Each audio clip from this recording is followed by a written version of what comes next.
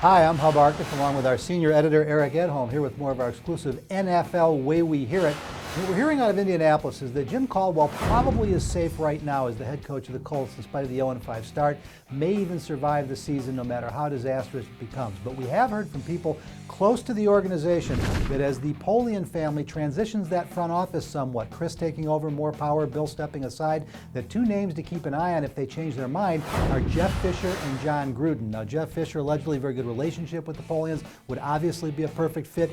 Gruden can come in and retool that offense. So again, Caldwell's safe for now, with mixed signals coming out if these two coaches are available. And if this season has taught us anything about the Colts, it's that it's good to have a contingency plan. You know, they obviously didn't have a very good one with Peyton Manning going down. It's nice to at least know who your candidates would be for a head coaching position if you are to make a move. And Jeff Fisher, of course, he knows that division very well. All right, Eric, there's a story going on in Denver like nothing we've ever seen. Tim Tebow will be the starting quarterback in Week 7 when they get back from their bye. But what we're hearing is that this is a move being made really out of necessity, not because they think it's the best football move, but they want to get it over with. As a matter of fact, I've talked to some sources who've told me that some of the veteran players in the locker room are not at all happy about this. They know that Kyle Orton continues to give them the best chance to win. Now, let's be clear. There's not a player in that Bronco locker room, nor people close to the organization we're hearing from who are anti-Tim Tebow.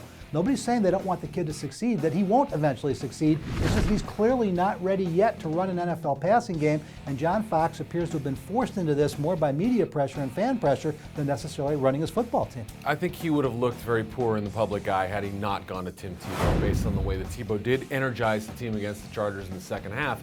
But again, I think it might be one of those situations where they say, let's throw him out there, let's see what he can do. If he doesn't succeed, hey, we can maybe trade him next year and make our sights on Andrew Luck. I think that Stanford connection with John Elway makes a lot of sense. All right, guys, one more story for you. Trades in the NFL are rare enough, but after 5 weeks of the season, a 37-year-old veteran receiver going from the Jets to the Texans for a draft choice.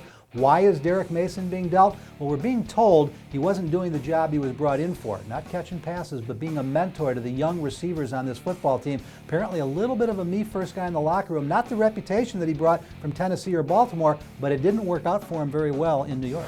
Rumored to have been one of the players who came to the head coach to complain about the system. Obviously, he's being sent out now for pennies on the dollar. It makes a lot of sense. Jeremy Curley had passed him on the depth chart, so now they moved on and cut ties. That's why they didn't want Randy Moss in the offseason. They thought he might be that negative influence. They thought they were getting a character guy with Mason. And more news, notes, and analysis and all the scoops and rumors before they happen. Stay with us right here at ProFootballWeekly.com, 24 hours a day, 7 days a week.